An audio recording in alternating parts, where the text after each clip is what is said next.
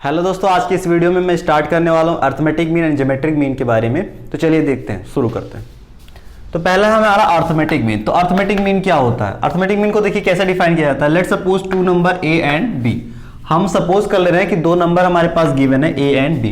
तो इनका arithmetic mean क्या होगा? अर्थमेटिक मीन एक ऐसा नंबर होगा जो इन दोनों के बीच में अगर इंसर्ट कर दिया जाए तो वो जो तीन टर्म निकल के आएंगी वो एपी फॉर्म करेंगी, वो एपी फॉर्म करेंगी, यानी अर्थमेटिक प्रोग्रेशन फॉर्म करेंगी। तो देखिए let's suppose the number is alpha. अगर मैं अल्फा को अर्थमेटिक मीन कहता हूं, या चलिए मैं अर्थमेटिक मीन को मैं एम से रिप्रेजेंट कर देता हूं। अगर एम हमारा अर्थमेटिक मीन है तो अर्थमेटिक मीन है अगर, तो अर्थमेटिक मीन इंसर्ट करने के बाद ये जो तीनों नंबर बनेंगे वो एपी में होंगे। और एपी में बनने की कंडीशन ये होती है कि दो करस्पॉन्डिंग टर्म का जो डिफरेंस होता है वो सेम होता है। दो करस्पॉन्डिंग टर्म का डिफरेंस सेम होता है। इसका मतलब ये जो ए एम की वैल्यू होनी चाहिए वो A plus D B divide by two होगी, A plus B divide by two. यानी अगर हमें दो नंबर दे रखे हो, दो नंबर अगर दे रखे हो तो उनका जो अर्थमेटिक मीन होगा, arithmetic mean A plus B divide by two होगा। नेक्स्ट देखते हैं about geometrical mean. Geometrical mean देखिए क्या होता है, सेम तरीके से डिफाइन किया जाता है ए और बी। और ज्योमेट्रिकल मीन एक ऐसा नंबर होगा जो उस ए और बी के बीच में इंट्रोड्यूस कर दिया जाए तो ये जो तीनों टर्म निकल के आएगी वो जीपी फॉर्म करेगी, यानी ज्योमेट्रिकल प्रोग्रेशन फॉर्म करेगी। तो जीपी अगर ये तीनों ज्योमेट्रिकल मीन इंट्रोड्यूस करने के बाद अगर ये तीनों जीपी फॉर्म कर रही हैं तो जीपी की वैल्यू देखिए कैसे निकलेगी। अगर ये जीपी फॉर्म कर रही है तो कॉमन रेशियो इक्वल होना चाहिए। रेशियो कैसे निकालते हैं? जीएम अपॉन ए अपॉन बी अपॉन जीएम। तो जीएम अपॉन ए ये हमारा एक रेशियो हो गया, दूसरा रेशियो बी अपॉन जीएम। दो करस्पॉन्डिंग टर्म का रेशियो निकालते हैं तो एक रेशियो ये हो गया, एक रेशियो ये हो गया। दोनों रेशियो आपस में इक्वल होना चाहिए। इसका मतलब जीएम की जो वैल्यू आनी चाहिए वो ए और बी के बराबर आनी चाहिए, रूट टाइम्स ऑफ। तो वो ज्योमेट्रिकल मीन कहलाता है। यानी दो नंबर्स का अगर आपको एपी निकालना है, अगर आपको दो नंबर दे रखे हैं ए और बी, अगर आपको एपी निकालना है तो आप A plus B divide by two कर दीजिए। ए एम निकालना है तो A plus B divide by two कर दीजिए। जीएम निकालना है, ज्योमेट्रिकल मीन अगर निकालना है तो रूट के अंदर ए बी कर दीजिए। एक बहुत ही इंपॉर्टेंट बात यहाँ पे आती है, ये जो अर्थमेटिक मीन होता है यानी A plus B divide by two की जो वैल्यू होती है always greater than or equal to root times of A B, यानी ज्योमेट्रिकल मीन होती है, यानी ज्योमेट्रिकल मीन होती है। ये हम चाहे तो प्रूव भी कर सकते हैं, अर्थमेटिक मीन की वैल्यू हमेशा ज्योमेट्रिकल मीन से बड़ी होती है या उसके बराबर होती है। चलिए नेक्स्ट देखते हैं। तो ये था अर्थमेटिक मीन और ज्योमेट्रिकल मीन के बारे में। Let's suppose given two number 7 and 13, 7 and 13 दो नंबर दे रखे तो इनका अर्थमेटिक मीन क्या होगा? देखिए अर्थमेटिक मीन हो जाएगा 7 plus 13 divide by 2, 20 divide by 2 यानी 10। और ज्योमेट्रिकल मीन हो जाएगा रूट के अंदर 7 मल्टीप्लाई बाई 13 यानी रूट 91, रूट 91। देखिए 10 इज ग्रेटर देन रूट 91 है कि नहीं? तो वही मैं बोल रहा था कि अर्थमेटिक मीन ज्योमेट्रिकल मीन से हमेशा बड़ा होगा या बराबर होगा। देखिए हमें क्वेश्चन दे रखा है, हमें कहा है क्वेश्चन नंबर सेकंड में n की वैल्यू क्या होगी अगर a to the power n plus 1 plus b to the power n plus 1 upon a to the power n plus b to the power n is GM, यानी geometrical mean हो a और b का। तो अगर वो geometrical mean है तो root times of a और b की value a to the power n plus 1 plus b to the power n plus 1 upon a to the power n plus b to the power n के बराबर होनी चाहिए। अगर आप इसे cross multiply करें तो a to the power n plus 1 by 2 into b to the power 1 by 2 plus b to the power n plus 1 by 2 into a to the power 1 by 2 is equal to, देखिए इसका इससे multiply करेंगे 1 by 2 वाली power है, 1 by 2 इसमें add होकर n plus 1 by 2 हो जाएगा, b to the power 1 by 2 same रहेगा। तो यहाँ मल्टीप्लाई करेंगे तो ये आएगा is equal to a to the power n plus 1 plus b to the power n plus 1 आ जाएगा। ये एक्सप्रेशन आएगा। इसमें अगर a to the power n वाले को a to the power n वाले को एक साथ ले लिया जाए, b वाले को एक साथ ले लिया जाए तो देखिए कुछ इस तरह का बन जाएगा a to the power n plus 1 by 2 minus a to the power n plus 1 plus b to the power n, यहाँ b to the power 1 by 2 भी बचेगा, दिस टर्म ये हो जाएगा और इसमें से a to the power n plus 1 हो जाएगा। Then b to the power n plus 1 by 2 into a to the power 1 by 2 minus B to the power N plus one is equal to 0 आएगा। Right side वाली सारी shift हमने इधर कर ली। अब इसमें A to the power N plus one by two अगर आप कॉमन लेते हैं, N plus one by two अगर आप कॉमन लेते हैं तो यहाँ पे बचता है देखिए B to the power one by two minus A to the power one by two, ये आपका टर्म बचता है। सेम थिंग अगर इसमें आप करते हैं plus B to the power N plus one by two अगर कॉमन लेते हैं तो यहाँ भी आपका वही बचता है B to the A to the power one by two minus B to the power one by to.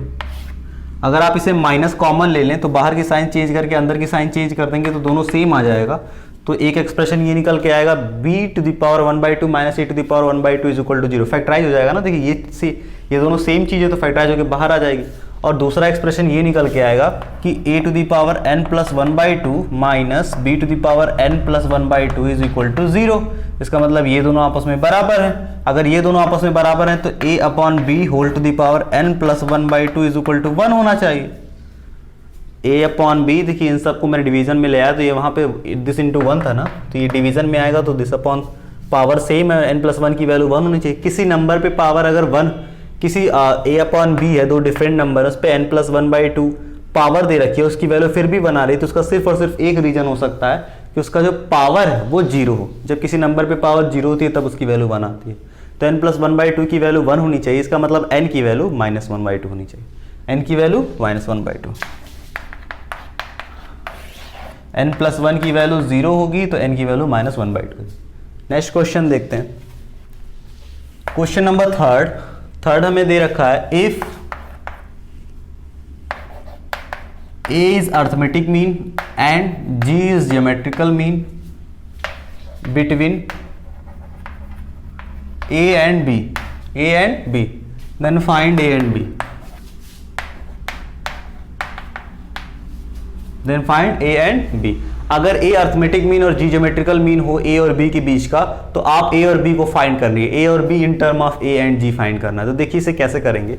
अच्छा, A की वैल्यू इस पे केस में हो जाएगी A plus B divide by 2 अगर अर्थमेटिक मीन है, और G की वैल्यू हो जाएगी रूट के अंदर AB। ये एक expression B is equal to 2 times of A दे रखा है, यानी दो नंबर का प्रोडक्ट दे रखा है और दो नंबर का एडिशन दे रखा है। हमें वही दोनों नंबर फाइंड करने हैं। देखिए A और G गिवन है तो A और G क्या होगा, कांस्टेंट की तरह बिहेव करेगा। तो ये लीनियर इक्वेशन 2 वेरिएबल बन गई, AB is equal to G square A plus B is equal to 2A। तो हमें फाइंड करना है इसमें A और B की वैल्यू। तो क्या करेंगे, एक इक्वेशन से A की वैल्यू फाइंड करते हैं। लेट सपोज यहाँ से अगर मैं A की वैल्यू फाइंड करूँ तो वो आएगी जी स्क्वायर अपॉन बी। अगर मैं A की वैल्यू फाइंड करता हूँ और A की वैल्यू इस इक्वेशन में अगर मैं मान लीजिए पुट कर देता हूँ तो ये इक्वेशन बन जाएगी G square upon A B plus B is equal to 2 times of A। और इसी को फर्दर अगर सॉल्व किया जाए तो ये बन जाती है G square plus B square is equal to 2 times of A B, यानी ये फिर से रिड्यूस होके B square minus 2ab, B square minus 2ab plus G square is equal to 0 की फॉर्म में कन्वर्ट कर। अच्छा, अगर इक्वेशन इस तरह से है तो इसके जो रूट्स आएंगे यानी b की जो वैल्यू आएगी वो क्या क्या आएगी, इसकी b की वैल्यू क्या आएगी माइनस बी यानी 2a प्लस रूट के अंदर B square 4a square minus 4c square 4g square, ये हो जाएगा अपॉन 2 टाइम्स ऑफ A होता है, A की वैल्यू 1 है तो B की वैल्यू आएगी इसमें 2A प्लस माइनस 2 रूट के अंदर A square minus G square बचेगा। 4 तो मैंने कॉमन लेके 2 कर लिया बाहर, A स्क्वायर माइनस जी बचेगा यानी A माइनस जी और A प्लस जी अपॉन 2 से 2 कैंसिल हो जाएगा तो जो B की वैल्यू आएगी वो आ जाएगी A plus minus within root A minus G और A प्लस जी। देखिए ये तो B की वैल्यू आई, B की दो वैल्यू निकल के आ रही है, A प्लस माइनस रूट के अंदर A minus G B minus G. अब A की वैल्यू अगर आपको फाइंड करना है तो इस इक्वेशन को देखिए सिमेट्रिक इक्वेशन है। अच्छा, अगर मैं कहूं कि यहीं से आपको A की वैल्यू फाइंड करना होता तो आप क्या करते, आप B की वैल्यू निकालते in term of A। B की वैल्यू A के टर्म में निकालते तो B की वैल्यू आ जाती जी स्क्वायर अपॉन A और जी स्क्वायर अपॉन ए बी के प्लेस पे पुट करते, जी स्क्वायर अपॉन ए बी के प्लेस, तो इक्वेशन ए में बनती और सेम इक्वेशन बनती यहां जहां बी है वहां ए आता। और अगर सेम इक्वेशन बनती जहां बी है वहां ये ए आता तो इस इक्वेशन को जब आप सॉल्व करते तो बी की वैल्यू ना आके ए की वैल्यू सेम थिंग आती। यानी ए की वैल्यू भी यही आएगी, ए की वैल्यू भी यही आएगी, ए प्लस माइनस ए माइनस जी और ए प्लस जी। अब b की भी दो वैल्यू, a की भी दो वैल्यू, तो 4 सेट बनना चाहिए। एक प्लस वाला, देखिए ये b की वैल्यू प्लस और माइनस दोनों है। b की वैल्यू एक बार पॉजिटिव भी है और नेगेटिव भी है, a की वैल्यू भी है वो पॉजिटिव भी है नेगेटिव भी है, दोनों है। ठीक है, ये दो चीजें हैं। तो हम सेलेक्ट कैसे करेंगे कि कौन सा ऑप्शन ट्रू है, कौन सा ऑप्शन ट्रू है। b की दो वैल्यू पॉजिटिव नेगेटिव, a की दो वैल्यू पॉजिटिव नेगेटिव, इसमें तो 4 केसेस बनेंगे। हो सकता है a और b अगर हम दोनों की बात करें तो हो सकता है दोनों पॉजिटिव वाला आ जाए। पॉजिटिव आने का मतलब a प्लस रूट के अंदर, a रूट के अंदर within root a minus G A plus G, और a की वैल्यू भी a प्लस, यहाँ प्लस साइन कंसीडर करें, अगर दोनों की साइन प्लस कंसीडर कर सकते हैं, दोनों की माइनस, एक की प्लस दूसरे की माइनस, पहले की माइनस दूसरे की प्लस कंसीडर कर सकते हैं, तो ये हो सकता है। तो जब क्वेश्चन बताया जाता है तो क्वेश्चन ये बताया जाता है कि दो नंबर्स a और b, दो डिफरेंट नंबर a और b हैं। a और b कैसे हैं, दो डिफरेंट नंबर, उनके बीच का ज्योमेट्रिकल मीन a, उनके बीच का ज्योमेट्रिकल मीन और arithmetic mean a and g है। ठीक है, तो अगर ऐसे नंबर्स हैं तो दो डिफरेंट नंबर है, तो दोनों की अगर हम साइन सेम करते हैं, पॉजिटिव पॉजिटिव करते हैं, तो ये भी वही a प्लस रूट के अंदर a minus G A plus G आएगा, ये भी वही a प्लस रूट के अंदर a माइनस जी और a प्लस जी आएगा। तो दोनों की साइन प्लस नहीं कर सकते, दोनों की साइन इस तरह माइनस भी नहीं कर सकते, एक की साइन पॉजिटिव एक की साइन नेगेटिव होगी। इसका मतलब एक अगर a plus within root a minus G A plus G होगा, तो दूसरा जो होगा within root a minus within root a minus G A plus G होगा। यानी एक अगर प्लस होगा, एक अगर, तो एक माइनस होगा। तो हम कहेंगे ये a कॉमा b की वैल्यू इस तरह से है, हम ऐसे लिखेंगे a और b की value a comma b is equal to हो जाएगा, ये दो वैल्यू हो गई। अब a और b दो वेरिएबल हो गए, उसकी value a plus minus root के अंदर a minus G A plus G होगी। इसका मतलब उन दोनों में से कोई एक पॉजिटिव होगा, कोई एक नेगेटिव होगा, ये उसका मतलब होगा। चलिए नेक्स्ट क्वेश्चन की तरफ बढ़ते हैं।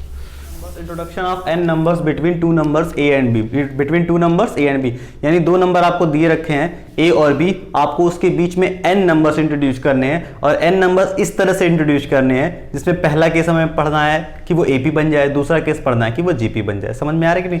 n नंबर्स आपको इस तरह से इंट्रोड्यूस करने हैं उसमें कि वो AP फॉर्म कर ले। तो देखिए दो नंबर हमें दे रखा है, जैसे अगर हम एग्जाम्पल के तौर पर कहें तो हमें दे दिया 1 दे दिया 5 दे दिया, हमसे कहा दो नंबर ऐसे इंट्रोड्यूस करो कि ये AP बन जाए, या 3 नंबर ऐसे इंट्रोड्यूस करो कि ये AP बन जाए। इन बिटवीन 3 नंबर इंट्रोड्यूस करो, तो 3 नंबर 2 3 4 रख दिया, ये AP बन गया। एक नंबर ऐसा इंट्रोड्यूस करो कि ये AP बन जाए, 3 रख दिया, 1 3 5 AP बन गया। इसी तरह से n नंबर, दो नंबर दे रखे हो, उनके बीच में n नंबर कैसे इंट्रोड्यूस करें कि वो AP बन जाए। तो बहुत सिंपल सी कंडीशन बनेगी। देखिए और थोड़ा सा आपको समझना पड़ेगा, दोनों नंबर में से एक a है एक b है, इनके बीच में आपको n नंबर चाहिए। Let's suppose the number is a1 a2 a3 dash dash dash an, और an इंट्रोड्यूस करने के बाद ये बन जा रही है AP, ये बन जा रही है AP। अगर ये AP बन जा रही है, इसका मतलब क्या हो रहा है, इसका मतलब ये देखिए, और AP बन रही है, AP में कितने टर्म होंगे, n+2 term, n+2 term total होंगे, क्योंकि n तो हमने इंट्रोड्यूस किया, बाकी a और b पहले से था, तो ये AP बन रही है n+2 टर्म की, जिसमें a ऑफ n+2 जो होगा, यानी n+2 टर्म जो होगी, n+2 टर्म जो होगी वो होगी b।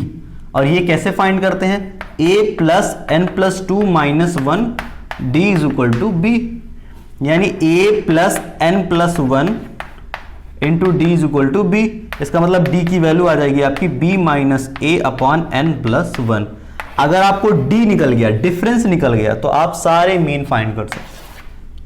देखिए d की वैल्यू डिपेंड कर रही है लास्ट वाले पे माइनस फर्स्ट वाला अपॉन n+1, कितने नंबर इंट्रोड्यूस करने, +1, तो ये आ गया d की वैल्यू, d की वैल्यू आ गई। एक बार जब d की वैल्यू आ गई तो आप सारे नंबर्स फाइंड कर सकते हैं, वो जो आपको n नंबर इंट्रोड्यूस करने। देखिए a1 क्या होगा, हम जानते हैं a1 कैसे आता है, पहले वाले में डिफरेंस ऐड कर दो, और डिफरेंस हमारा ये दे रखा है, यानी a1 हो जाएगा a प्लस d, d की वैल्यू हमें मालूम है b minus a upon n+1। a2 क्या हो जाएगा, a2 हो जाएगा a प्लस 2d, दो बार d ऐड कर दो, तो a3 क्या हो जाएगा, a3 हो जाएगा a प्लस 3d। ठीक है, तो इस तरह से जनरली सारे नंबर्स, जो भी n नंबर आपको इंट्रोड्यूस करने हैं, वो कैलकुलेट हो जाएंगे। इसी में आप एक सिंपल सा एग्जांपल ले सकते हैं।